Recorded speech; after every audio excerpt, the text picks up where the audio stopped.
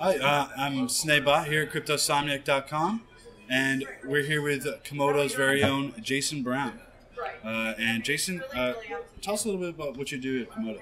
Uh, I work in business development and marketing at Komodo, and as also doing SEO for Komodo's websites. Awesome. So, what exactly is Komodo? And, what gives it its unique value proposition? Komodo is a blockchain application platform that allows people to build their own blockchains through an easy-to-use utility in our command line. With one line of command, you can have your own blockchain. In addition, we provide many different services to aid your development, such as cross-chain atomic swaps, delayed proof of work so your blockchain is secure, and Jumbler so you can have private transactions. Awesome. So I'm a big fan of Komodo. I've always been a pretty big fan of Komodo. So what is exactly delayed proof of work? Delayed proof of work is a mechanism that uses notarization. So what we mean by that is we have a certain subset of nodes called notary nodes. They're similar to master nodes, but they're actually miners as opposed to just holding coins. And what they do is at at set intervals, every 10 minutes, they send a transaction on the Bitcoin network, group signed transaction 707, with the last valid block hash found in Komodo's blockchain. This allows us at Komodo, if an attack were to happen on our system, to reference the last valid block hash to begin recovery efforts if anything devastating were to happen. And this feature actually is passed on to our ACID chains that are created on our platform due to how hash functions work. Okay. Very cool, very cool. So I know you guys are coming out with a lot of decentralized SEO, and actually one of the people in our group we asked a question, said, hey, we're having an interview with the Komodo team tomorrow, and so he actually asked, Brent Kanar actually asked, any other decentralized ICOs coming out besides Monet's, and how soon until ERC20 tokens will become on BarterDEX? Okay, well, your first question with new DICOs coming to our platform. Currently, one is about to be launched in April. It's called Utrum. They are forming a social credit type of network where people can upvote, downvote people's predictions, people's analyses of different coins and different services in the crypto world. Very cool. So for people that are uninitiated Komodo fanboys like myself, what is exactly a DICO? So a DICO is it's a acronym for Decentralized Initial Coin Offering. And what that means is that in traditional ICOs, it's near impossible to participate anonymously. They're conducted on public blockchains like Ethereum or Bitcoin. Also, in the ICO process, the issuer of the ICO has trouble with dispersing the coins. Often whales will come in and buy up all the coins within a couple minutes. And while that's good in some ways that the project raised all the money that they needed, in other ways they have now this ever looming sell pressure from this whale that picked up all the coins from their project, and that's not healthy for the long-term benefit of an ICO project. Absolutely. And so one of the big features that is a big buzzword these days is atomic swaps. And one tweet from Litecoin or Charlie Lee, people think it's really, really amazing. But Komodo's been doing it for a while. Correct. Yeah, Komodo has been doing atomic swaps since 2014, 2015. Originally on NXT, then on Bitcoin Dark, and now with Komodo. We are the first to have a fully working GUI, and currently are over at 60,000 swaps, and just growing every day. We expect to hit 100,000 within a month. Wow. Okay. So, is atomic swaps and BarterDEX similar? The same thing? Acronyms? Yes. BarterDEX is just the application to use to do atomic swaps. Oh wow. Okay. So, what can you atomic swap with now? I heard it was you're able to atomic swap with Ethereum and Bitcoin now. Is that true? Correct. Actually, we've done the first mainnet swaps with Ethereum and a acid chain platform that we created called Atomic. Atomic is a way to make up for the fact that Ethereum does not have UTXO based ledger. It doesn't have native multi-signatures. So we had to find a way to mimic this onto another chain and link those two chains together. And how it was done is via address scheme. So if you're using the same address scheme on the two different blockchains, the information on one is going to correlate to the information on another. So if you unlock a contract on Atomic, you'll unlock the Ethereum version as well. And this does away with relay nodes. The problem with relay nodes is you're constantly sending information back and forth on both blockchains, and that has to be stored. And eventually, that's just going to slow down the chain. Awesome. So exactly how does that work? So would I be able to send it, for example, would I just put in my address for Bitcoin and my address for Komodo, and then it would essentially, the GUI platform pretty much handles it from there?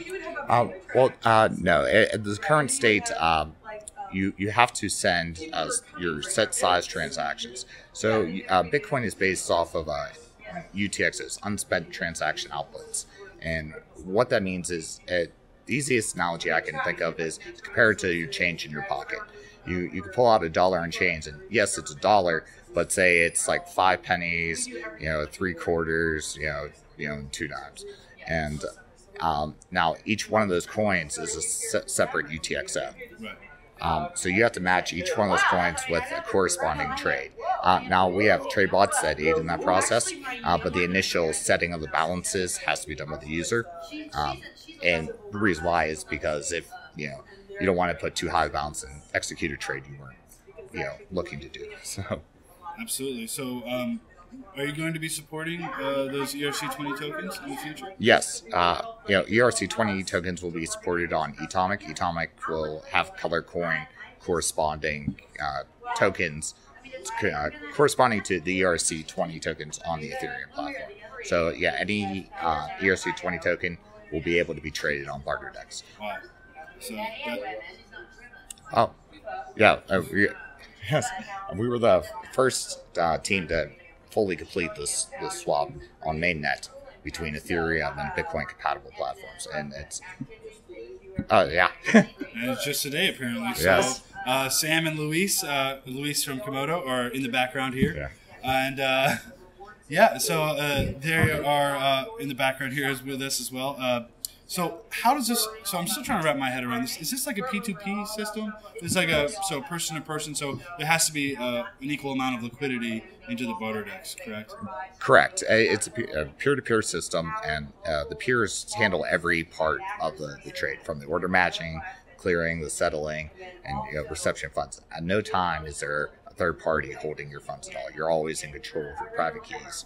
And we went this route because due to all the exchange hacks that are happening, and it's becoming more and more of a risk to store your coins on third-party providers. Yeah, wow. And I mean, there's so many unique features that Komodo does, and specifically here at the Bitcoin Super Conference, we're here in Dallas at the Bitcoin Super Conference. Right now we're in the Sheraton. There's a lot of emphasis on notarization on the Bitcoin blockchain and saying how unique and innovative this was. And Komodo's been doing this for a while. I mean, since conception, right? Right. Yeah. It was our initial selling points. Why we created Komodo. We needed a mechanism to secure our ecosystem. We had many tokens on other platforms, such as NXT, that we were like, what are we going to do with these? We can't abandon them. So we decided to create their own blockchains. But the problem with when you are running your own proof of work blockchain is you need miners. And if you don't have enough miners, then your chain is trivial to attack. So the notarization prevents this by the third-party chain, your token chain, notarizing to Komodo, which then would notarize to Bitcoin. And we've been doing this since October 9th, I believe it was, 2016. So it's been a long time we've been doing this. So right now, that's like the big buzz right now, notarizing Bitcoin, and Komodo's been doing this since 2016. I've always been a pretty big fan of Komodo, and we go to conferences all the time, so we always see you guys around, and like almost at every single conference. I think it's you and the Q-Ton guys are always at every single conference. So a pleasure to sit down with you. And now I want to ask a couple more like investment-related questions. Not really investment-related questions, exchange-related questions. Exchanges have a hard time implementing full nodes because. Just to implement a whole new blockchain. That's why it's easier to list an ERC20 token onto an exchange. Once there are Komodo ICOs that are up, DICOs that are up, how simple is that process to list a DICO onto an exchange? Well, to list it on our own exchange is very trivial. To list it on the other exchanges, they would have to run the Komodo daemon, and then they'd be able to, if they're already running the Komodo daemon, they can run any asset chain. So currently we are on Bittrex and Binance, a lot of other major exchanges, so it shouldn't be too much trouble to support asset chains. Wow. So it's simply just a few files here and there, a few clicks, and then you'll be able to see any sort of decentralized ICO. So I think that was one of the big appeals, especially since we go to so many of these blockchain conferences. There's a lot of ICOs all over the place being built on Ethereum because of its ease of use, and Komodo's almost equally listed on all these exchanges as well. So it's pretty exciting to hear. And actually in the background right now we have Luis and Sam, and they are building a blockchain right before our eyes. Right. Pretty amazing stuff coming here from Komodo. And again, this is Jason Brown, and here's Snay at Cryptosomniac. Oh, and Sam has a question here. So I want to know a little bit more about proof of work and proof of stake platforms. And we were talking before the interview about proof of work and that there aren't any other proof of work platforms right now except Ethereum, which is switching to proof of stake. I wanted to know a little bit more, especially over our own concerns. I guess the future of proof of work and how you see it playing out. I think we're all, everyone's excited about moving to proof of stake, and I feel like proof of work may not be done.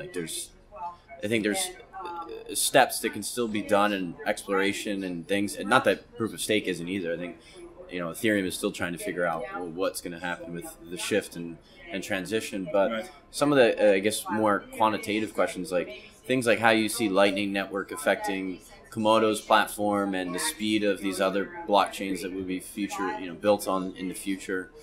Things such as block times, I guess, is a concern for an ICO or myself. For example, if I'm building off of you, am I limited then to, what Bitcoin's transactions can do, which is 6 or 7 a second, whatever it is, and things like that. So the whole proof of work versus proof of stake. Talk to me a little bit about all that. Well, proof of work currently is the most provably secure way of consensus. Now, it is very cost prohibitive and also has other issues such as ASIC domination and then monopolization. However, the proof of stake model decides to, there's some issues inherent into the proof of stake model. One, decentralization is very hard to do. Whales tend to accumulate lots of coins, which means they have more control over consensus. Additionally, there's an attack called the nothing at stake attack, which if there's two competing branches of consensus, then a party with a very small amount of coin could swing the vote to the incorrect, history of the ledger. And that's basically destroying the blockchain at that point.